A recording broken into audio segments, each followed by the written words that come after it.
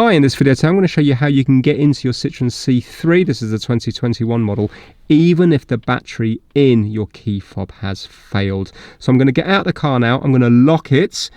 This hasn't failed, but I'm going to show you what would happen. We're going to use this part here in the manual key on the door, open it up, and then the alarm's going to go off. Then we've got to come in and we've got to put the key in the ignition to turn the alarm off. This is a UK car, so the actual manual lock is on the passenger side. So when the alarm's going off, I'm going to have to walk around and then come into the driver's side. This is only if the key fob's not working, but your central locking in the car is still working. Okay, so the car's now locked. You can see the wing mirrors have gone in, and if I try to open it, it's not going to open. So we're going to unlock it with this one here. So I'm putting the key in, and I am going towards the front of the car, so I'm going counterclockwise, and now you can see it's unlocked, because remember, the car is okay, it's this that has failed. I'm not going to open up this door because the alarm's going to go off, but this door, the boot and everything will now be unlocked.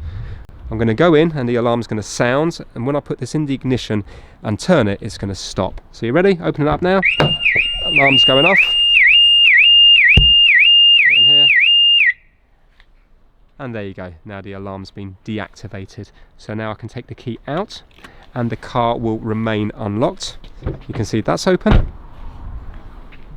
You can see the boot is open and both doors as well.